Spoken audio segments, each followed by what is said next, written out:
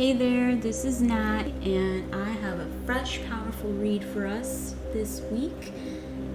We're going to dive into the astrology and tarot cards that I've pulled. So grab your favorite cozy drink, settle in, and let's dive into what's unfolding energetically for our collective.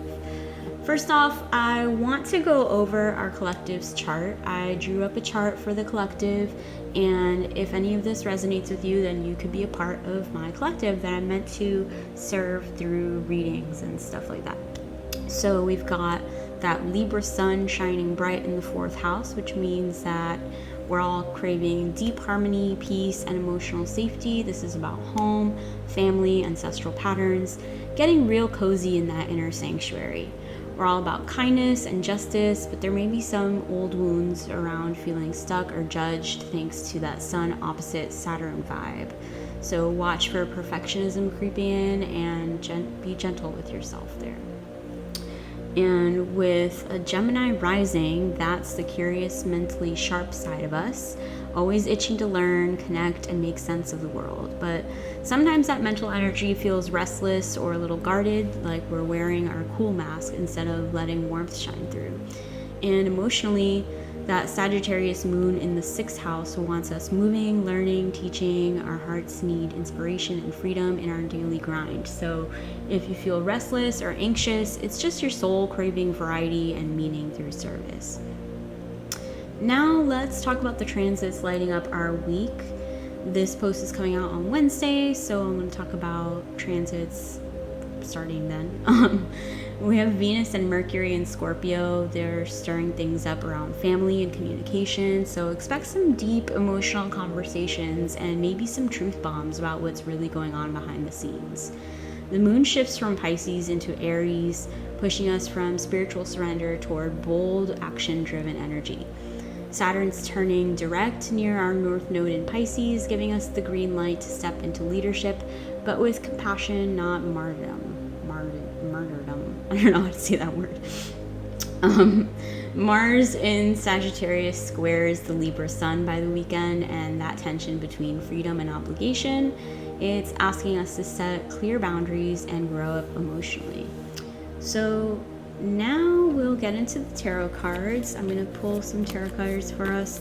This message is timeless, by the way, so if you're finding it another week, then it could still be for you. Fell to the floor just a second. Okay, so the King of Cups. This is our energy right now, the emotional master. It's about leading with compassion and calm, holding our feelings like a true captain of the heart. No reactive storms here, just steady, empathic leadership in love, creativity, and purpose. And we have the Judgment reversed. Here's the shadow, the challenge. Some of us might be stuck in self-doubt or refusing to fully forgive ourselves. That echo of, am I really enough, undercuts our power to answer our higher call. It's time to be gentle and release those old stories. And then we have the 10 of Wands. Woo! Yeah, we're carrying a lot. Too much responsibility, emotional labor, creative pressure. This card asks us to delegate, breathe, and drop what's not ours to hold. Remember, you can't pour from an empty cup. So my message to you, you've already been chosen for this journey. Let go of the burden of proving your worth. Trust your emotional wisdom. Your heart is your compass. When you stop beating yourself up and start leading with love and boundaries, your path gets lighter and your impact grows. Let's get another card. All right, so, whoa, sorry about that. A bunch of cards flew out. All right, so we have the 10 of Cups. This card is pure emotional bliss and harmony. Think soul level connection, family vibes aligned, and a deep sense of belonging. For you, it's a beautiful reminder that despite the burdens and shadows, there's a deep yearning and potential for emotional fulfillment and peace within community and relationships. This signals a vibe of healing and those this is home moments finally being more accessible.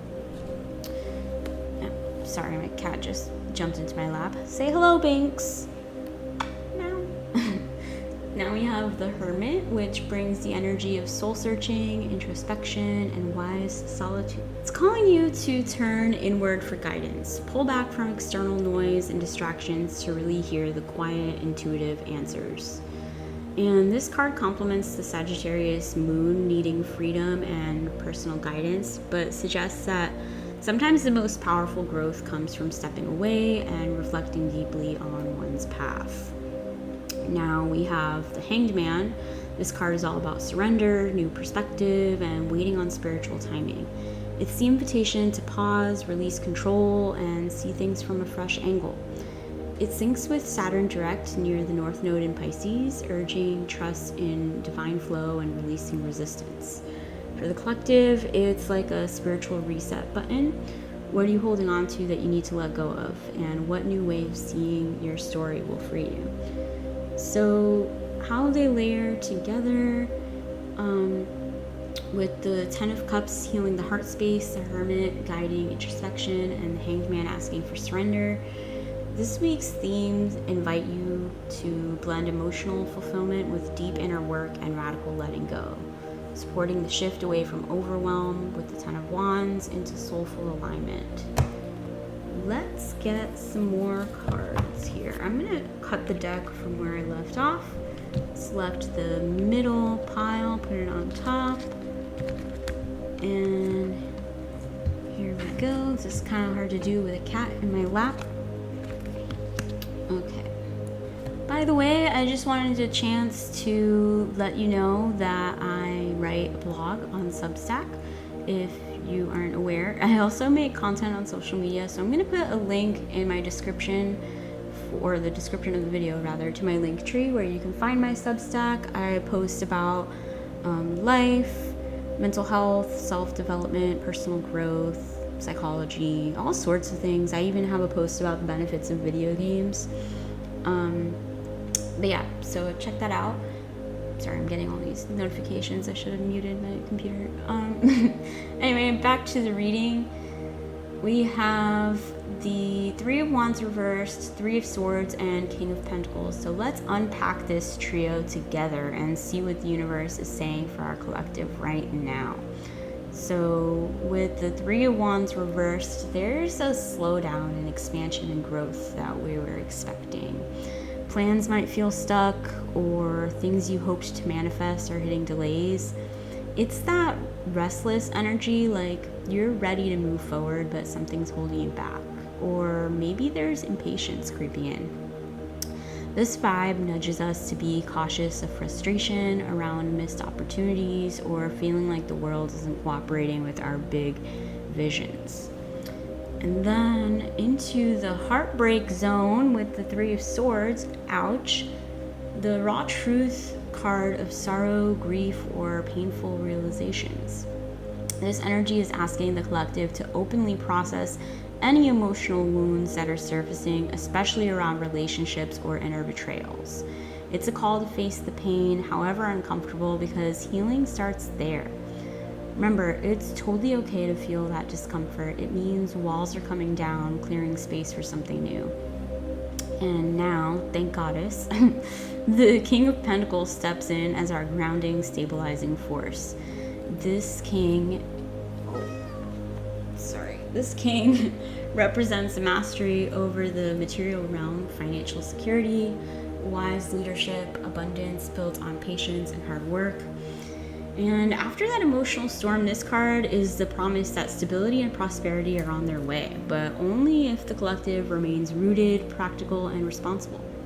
It's all about owning your power in this physical world, setting solid foundations for the future.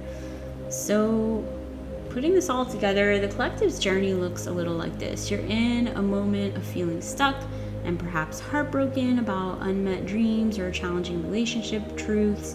But the key is to lean into grounding action and wise leadership. The energy is saying, feel what you need to feel, release what's blocking your path, but don't lose sight of your practical power. Your kingdom awaits, but patience and real-world focus are the keys. This resonates deeply with the earlier cards about surrender, the Hanged Man, self-reflection with the Hermit, and emotional fulfillment with the Ten of Cups. It's a gorgeous, messy mix of feeling the mess, retreating inward for wisdom, and stepping forward with a patient, steady heart. So, my loves, if next week feels like a dance between waiting, hurting, grounding, know it's part of the process. You're moving through a powerful reset, and the King of Pentacles reminds you that your strength is in your steady, rooted presence. I think I want to check out what's at the bottom of the deck actually before we go. One moment. So, as you may know, the bottom of the deck is kind of like the underlying energies, the shadow energies, stuff like that. And the first one that is here is the Star Reversed, which talks a bit about lost hope or feeling disconnected from that bright inner light. It reminds us gently, if the collective is struggling with faith or optimism right now, it's okay. This is a shadow phase, a spiritual lull, if you will, but it's temporary and the spark can be reignited with some soul nurturing. Next, the Five of Wands comes in, sending some tension and healthy conflict energy. This isn't necessarily bad. It can be creative friction, debates, or competition that pushes growth. The collective might experience some noisy external or internal battles next week or this week, but they're catalysts, not roadblocks.